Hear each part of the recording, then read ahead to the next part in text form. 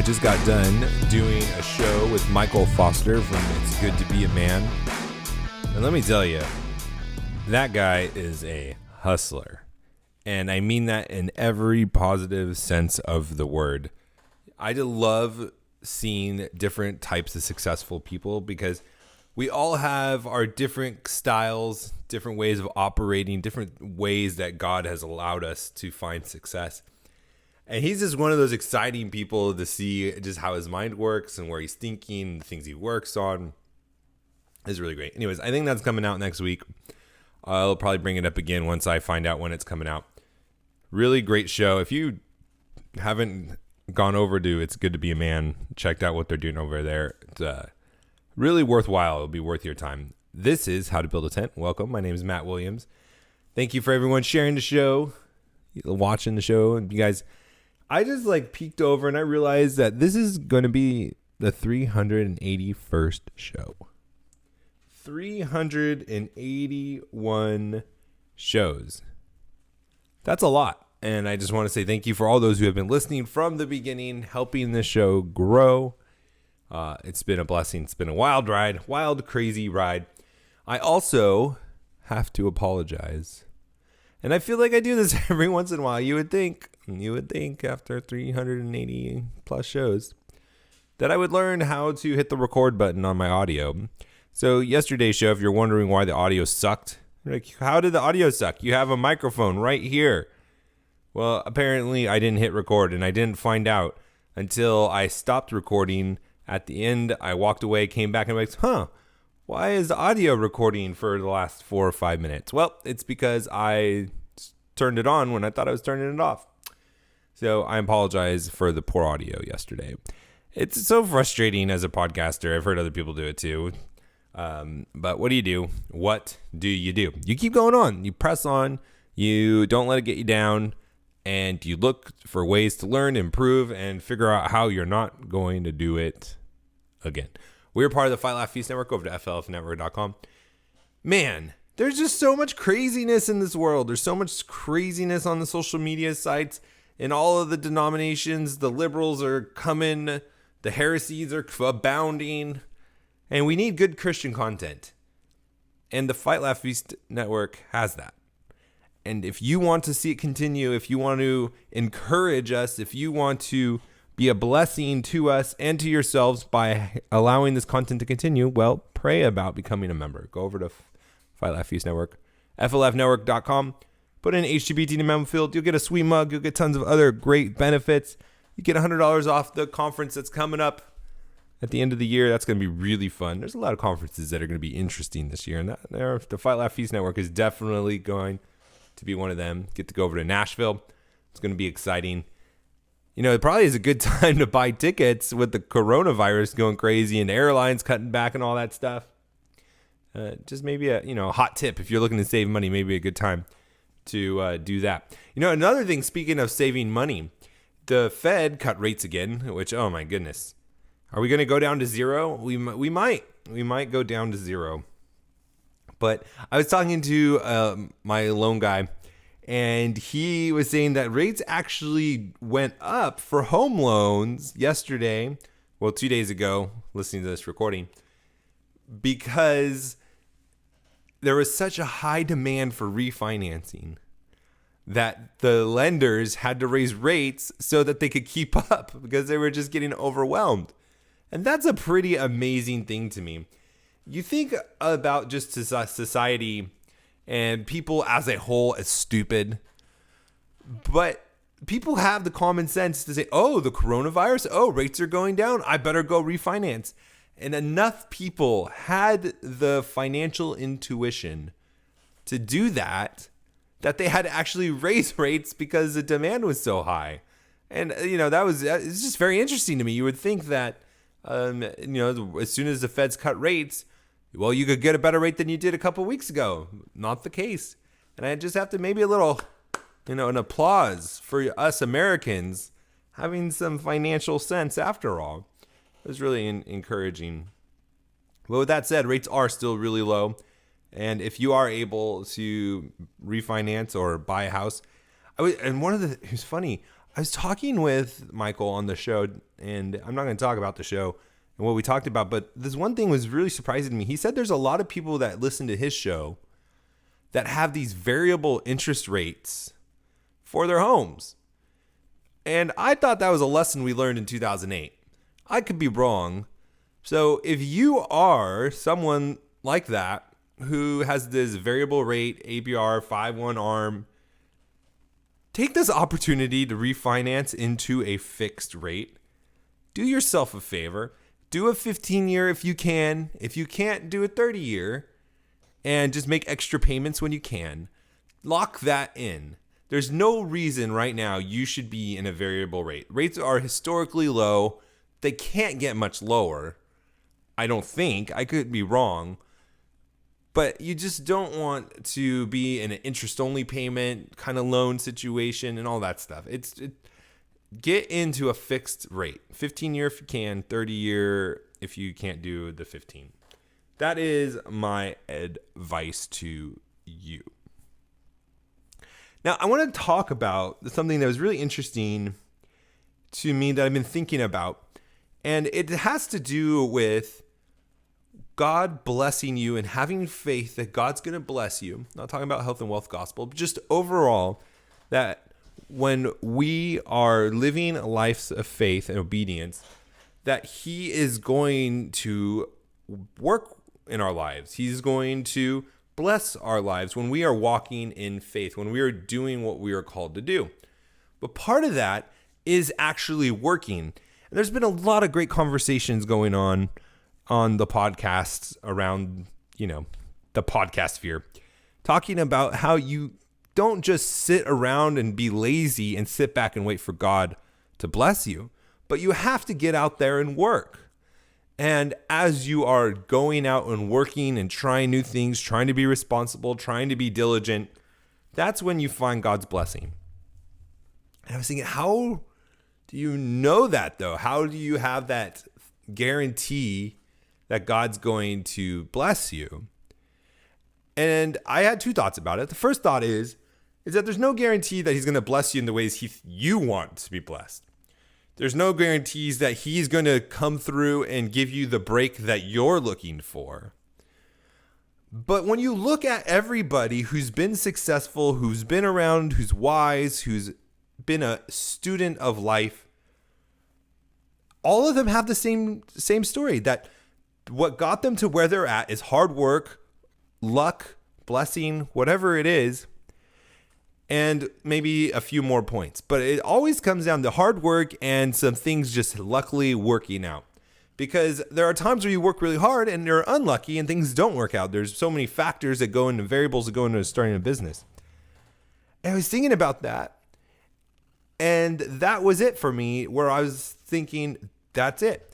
That is the evidence that when we work and we are diligent and we're taking advantage of what God has given us, whatever that is, that God does bless people in that way in the work that they are doing. Now, some people call it luck because they don't believe in God, or maybe they do believe in God, but they're not giving credit to God for whatever reason. But all of those things are the blessings that are built into this system that God has created, the natural law, the way the world works, that when you are continually not giving up, but working hard, pressing on, trying, making adjustments, there are going to be times in your life where God blesses you, comes along, gives you a break. Some people call it luck, but that is God's blessing. Even to those people, I believe, that don't believe in God, that don't give credit to God, that aren't following Him, that reject Him, that there are still blessings that are baked into the system and how things work. When you live a Christian principles, even though when you don't acknowledge them as Christian principles, even though you don't acknowledge them as God and how He made the world, that there are still those blessings baked in. And I just think that is incredibly encouraging. And another reason why we should be so great at business as Christians is because we know it's not luck. It's not just chance, but it's the times that God has decided to bless us for whatever reason, and there's purpose in it. And so too, there is purpose not just in the times He blesses us, but there's also the purpose in the times He doesn't bless us as well. And so we can go on working. We can go on pressing ahead, not losing heart, doing what we believe God's called us to do, doing what we think is right, and having faith that even not in the blessings and in the blessings at what some people call luck, that God is going to be working in our lives. And it's not going to always be what we want. It's not always going to be when we want, but God's timing is better than ours. So we never want it in our timing anyways. We want it in God's timing. And so when you hear successful people talk and say, yeah, I worked really hard, I had really good breaks, or I got really lucky, just remember that's God blessing these people. It's not just luck. It's not just chance. But God is really in control. And when you start calling those out in your mind, I'm not saying you have to call them out on it, or you can. I mean, maybe it's the right situation to do it. But when you remember that and you can call it out in your mind, you think, oh, wow, yeah, God was working there. Like, oh, that was orchestrated in a miraculous way that no one could have predicted or planned. And then it's just more ways to give glory to God and more ways to encourage us to be bold, to step out in faith, and to try new things. So that's what I was thinking about. Now, I want to get to another Twitter conversation that I had that was actually really fascinating because it has to do with future technology, bakes in the coronavirus stuff and trade, production, all of this stuff. And it was really interesting. And I think this could be a solution for manufacturing in the United States in a way that technology really enables individuals to be making money. So we're going to talk about that. But first, I want to talk to you about Kingsman Grooming Products. Kingsman Grooming Products solves a lot of problems for us, specifically us men.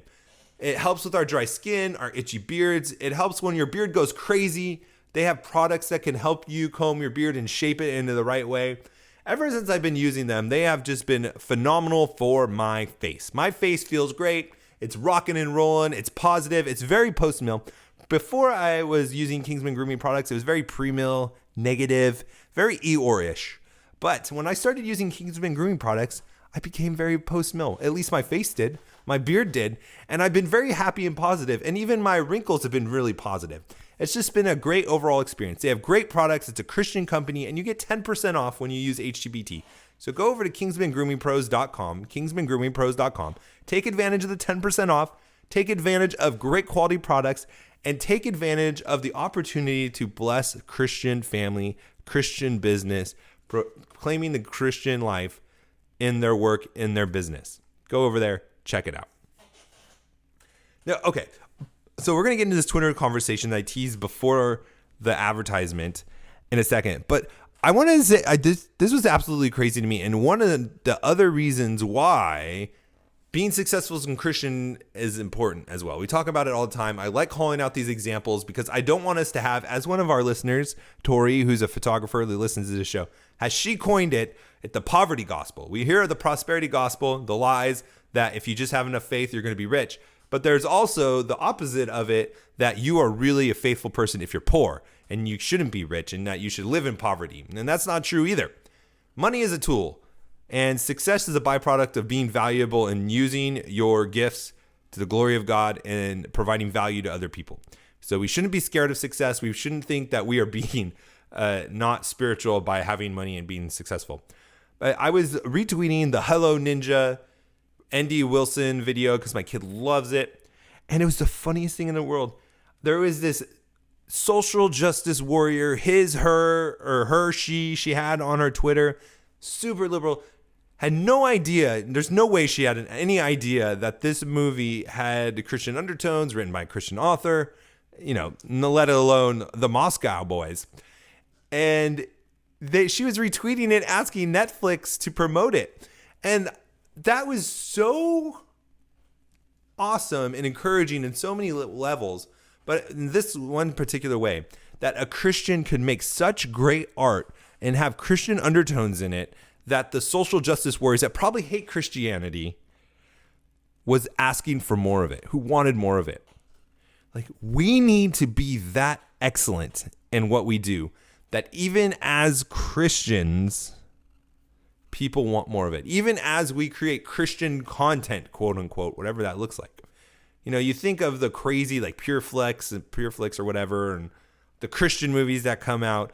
they're so over the top Christian, and like they're so over the top. The message is just like driving it home all the time. There's no subtlety whatsoever. There's no, suaveness or whatever. There's no art to it. There's no literary devices. It's just, we're going to nail this into you. And it's just the people that are receptive to the message are all about it. And the people that, are very anti-Christian don't want to hear it. But kudos to you, ND Wilson, for being able to create such amazing art in the kids' space where even the social justice liberals want it. Brilliant. It was brilliant.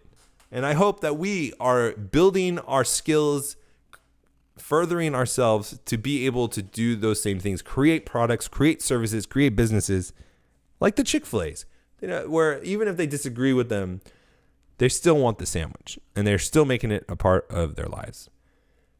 Oh, that's good. Okay. Now, so this is the thing. So production's going PG. We talked about it before, that Procter & Gamble's. They said there was like 17,000 products that were going to be disrupted, that weren't going to be able to be produced because of the coronavirus. And there's this huge slowdown in the economy because of the coronavirus and the isolation that the Chinese are putting themselves in, the containment. And now it's spreading to the rest of the world. Italy, they're locking down their schools and universities for 2 weeks because it's like becoming a problem there. And I was just talking, I forgot how we even started talking about it, but we started talking about 3D printing. And I was asking these questions because I don't know that much about 3D printing. I don't have a 3D printer. I'm not in production. I don't do manufacturing. I'm not an expert at all. I had one manufacturing company when I was like in my early 20s, and it was nothing to do with actual system machines, and it was all hand stuff. But I was thinking, like, how great could it be, or is there an opportunity? This is how it started with me posing the question. Is there an opportunity for some rich people to come together and make a capital investment on 3D printing, go to some state like North Dakota, somewhere where Nebraska, where property is super cheap, and just start 3D printing all of these items that are in demand? And so some of you guys who follow me on Twitter who started jumping in, adding your 2 cents about it. Some of you have 3D printers, and we were talking about it. And we got to this place where we were thinking of how blockchain could be integrated into this, where we could decentralize production and have individuals with their own 3D printers in their homes or in areas local to shops, where shops can order on demand widgets that they need. Now, it would probably just start with a few simple things that are easy to do, where the error rate is very small and that there's a high chance of success. But could you totally see that, where if let's just say I'm a shop, I'm a mom and pop shop in, let's just say, Nebraska, and I ran out of combs and I want to order 10 more combs. Well, that 10 combs, instead of having to buy 1,000 combs or 10,000 combs from China, can send a simple order that gets sent to a 3D printing blockchain system, and the house maybe 10 miles away has an order, takes it, the 3D printer starts going to work, in a matter of a couple hours, has those 10 combs, has an Uber driver or maybe Amazon does like a reverse delivery, picks it up, has a $5 shipping cost, $10 shipping cost, and boom, you have your 10 combs, and possibly the same day. Can you see that actually working? Technology is absolutely amazing.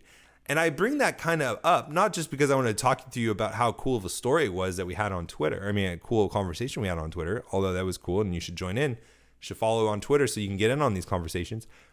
But technology is going to be creating so many amazing things with 5G coming out and the 3D printers becoming incredibly cheap. I was even asking, and someone said that you could 3D print all the parts for another 3D printer. So you just have to buy one, and most of the parts that you need to make the next 3D printer, you can print on your own, which makes the 3D printer even cheaper. So you could just you buy the one 3D printer and then 3D print all the other stuff you need. And it basically one printer at the cost of however many you 3D print plus all the materials. Pretty cool deal. But I wanted just to bring this up to say this. is that you should be thinking about how to solve problems like this. There is a big demand right now from production in China. What if you could start filling orders with a 3D printer for a local shop? What if you could do something like that? There's constantly things, opportunities, maybe a railroad's coming into town and there's going to be a stop at a place. Well, what do you need? Do you need shops? Do you need restaurants? Like, is there property that you can buy up in ahead of time? You need to think in the future like this. The more you can do that, the more opportunities you're going to be able to take advantage of, especially if you're a hustler. So think about those things, go out, be successful, and we'll talk to you tomorrow. God bless.